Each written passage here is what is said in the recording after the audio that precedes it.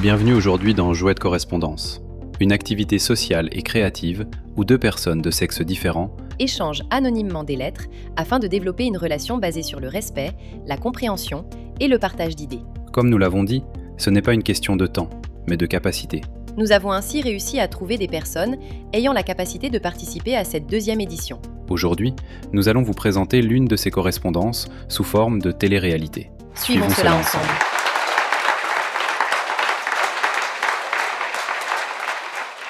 Chère Grace, permettez-moi de me présenter. Je me fais appeler Kenan. Je ne connais rien de vous, si ce n'est votre pseudonyme, mais je suis heureux d'entamer cet échange avec vous. Je viens d'un pays où la famille est au centre de tout. Les relations sociales sont très proches, parfois même intenses. Les enfants grandissent entourés de parents, de voisins, de proches, qui participent tous, d'une manière ou d'une autre, à leur éducation. Chez nous, les filles apprennent très tôt la retenue, le respect et le sens des responsabilités. On leur rappelle souvent qu'elles représentent l'honneur de la famille. Les garçons, quant à eux, portent généralement l'attente de devenir un jour le pilier du foyer. Celui qui protège, qui travaille, qui soutient. Je me demande parfois si ces rôles renforcent notre cohésion, ou s'ils créent des pressions invisibles. Est-ce que nos traditions nous structurent ou nous limitent ? Je serais curieux de savoir comment les choses fonctionnent dans votre environnement. Comment sont perçus les rôles d'un homme et d'une femme ? Comment les enfants apprennent-ils leurs responsabilités ? Peut-être qu'en comparant nos réalités, nous pourrons mieux comprendre nos propres systèmes. Dans l'attente de vous lire, avec respect, Kenan. Cher Kenan, merci pour votre lettre. Permettez-moi de me présenter à mon tour. Je signe Grace. Je suis américaine et votre message m'a beaucoup intéressée car nos cultures semblent différentes mais certaines questions restent universelles. Ici, la famille est importante mais souvent plus nucléaire. Les enfants grandissent principalement avec leurs parents, parfois éloignés de leurs grands-parents ou de la famille élargie. L'indépendance est une valeur forte.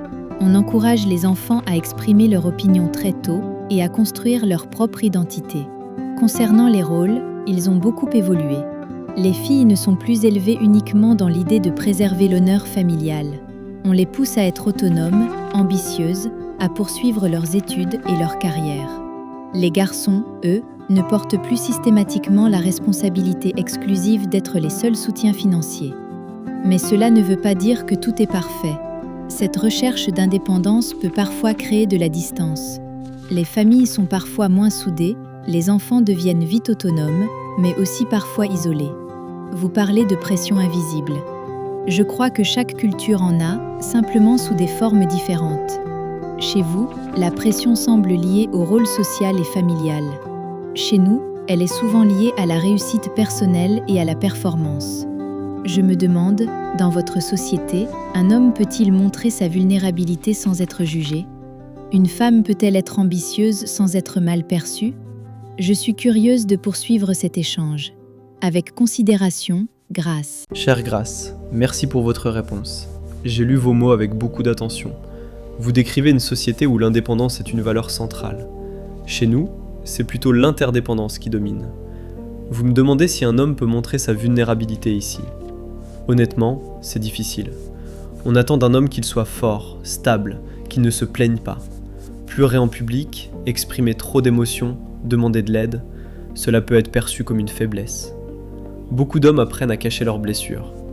Quant aux femmes ambitieuses, les choses évoluent, mais les mentalités ne changent pas toujours aussi vite que les lois.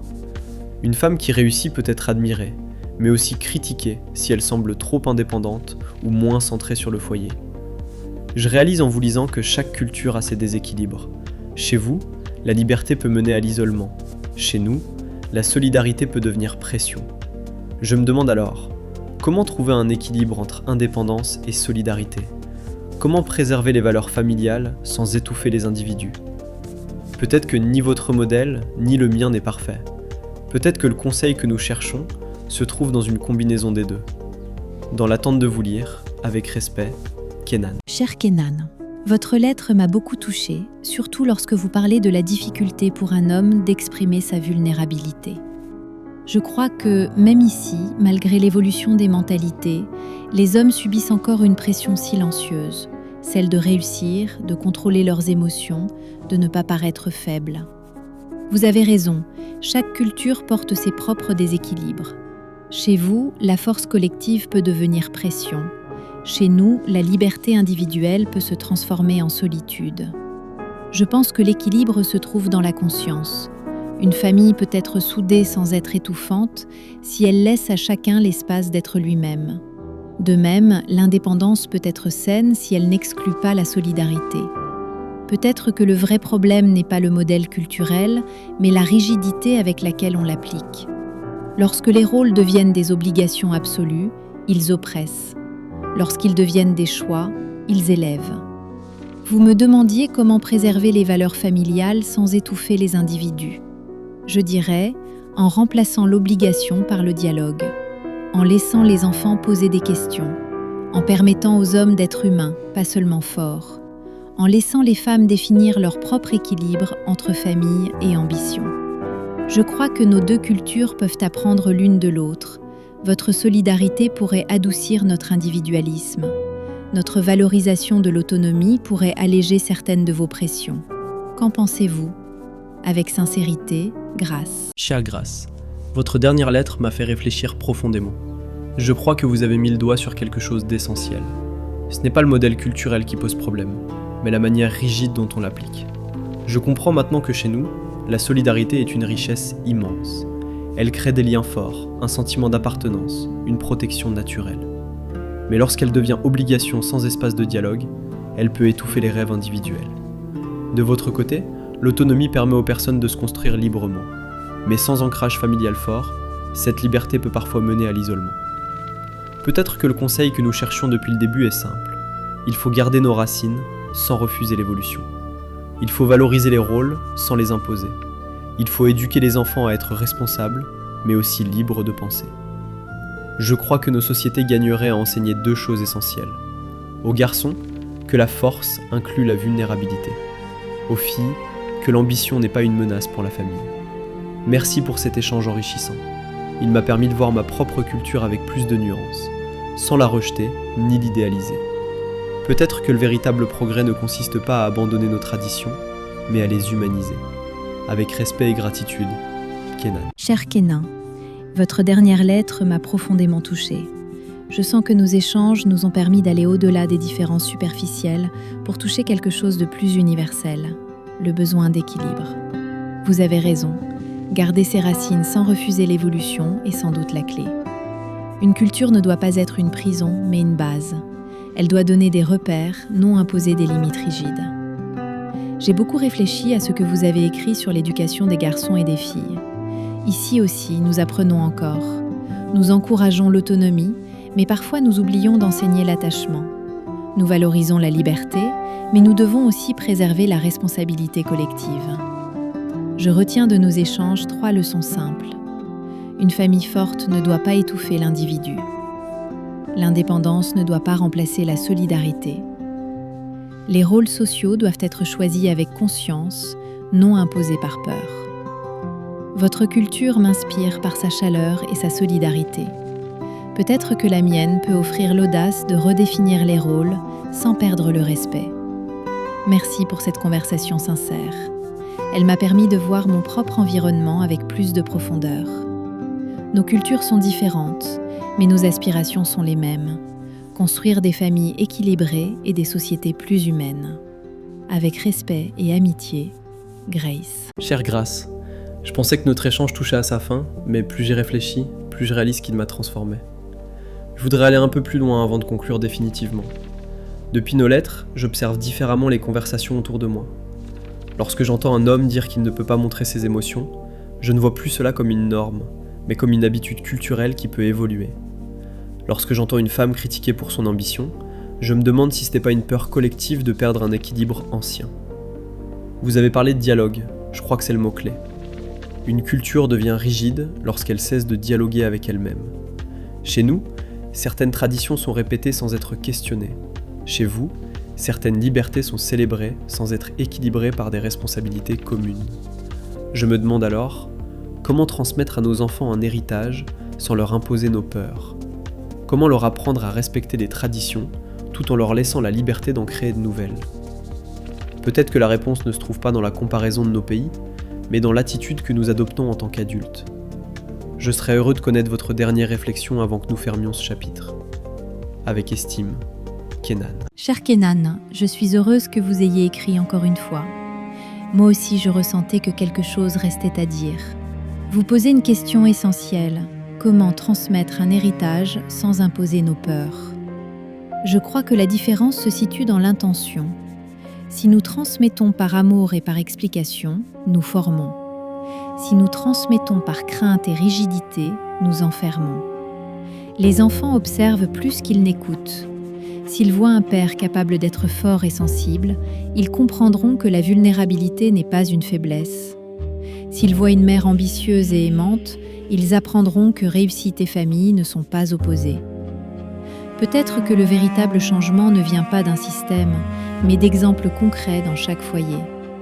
Vous avez raison, une culture devient rigide lorsqu'elle cesse de dialoguer, mais elle devient vivante lorsqu'elle accepte d'évoluer sans se renier.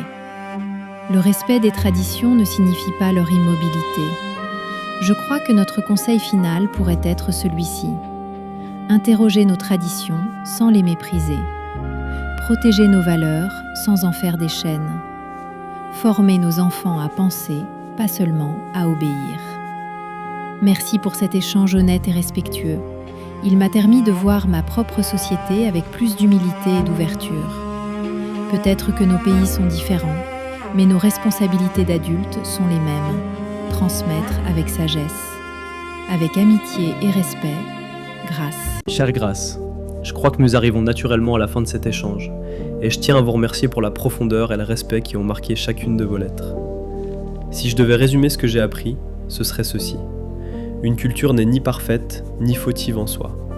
Elle devient équilibrée lorsque les individus qui la composent choisissent la conscience plutôt que l'automatisme.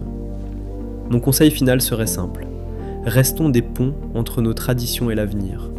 Ne rejetons pas ce qui nous a formés, mais ne sacralisons pas non plus ce qui doit évoluer. Aux hommes, j'aimerais dire, la responsabilité ne signifie pas silence émotionnel. Aux femmes, l'ambition ne diminue pas la valeur familiale. Aux enfants, respectez vos racines, mais osez penser par vous-même. Je repars de cet échange avec plus de nuances et moins de certitudes rigides. Et cela, je vous le dois en partie. Merci d'avoir partagé votre regard sans jugement. Avec estime et gratitude, Kenan. Cher Kenan, merci pour vos mots réfléchis et sincères. Notre échange m'a également transformée. Il m'a rappelé que comprendre une culture étrangère, c'est souvent mieux comprendre la sienne. Vous avez parlé d'être des ponts entre tradition et avenir. J'aime cette image. Un pont ne détruit ni une rive ni l'autre. Il permet le passage. C'est peut-être cela notre rôle en tant qu'adultes. Relier, expliquer, adapter, sans rompre. Si je devais formuler un dernier conseil, ce serait celui-ci. Cultivons la souplesse sans perdre la conviction. Une société progresse lorsqu'elle garde ses valeurs humaines, respect, solidarité, dignité, tout en laissant évoluer ses formes. Nous ne devons pas élever nos enfants pour qu'ils reproduisent nos peurs, mais pour qu'ils développent leur propre sagesse. Nous ne devons pas imposer des rôles, mais transmettre des responsabilités. Nous ne devons pas choisir entre tradition et modernité, mais apprendre à les harmoniser. Merci pour votre ouverture et votre écoute. Ce dialogue m'a appris que les différences culturelles ne sont pas des barrières, mais des opportunités d'enrichissement mutuel. Je vous souhaite de continuer à être ce pont, solide mais capable de relier des mondes différents. Avec respect et reconnaissance, Grâce.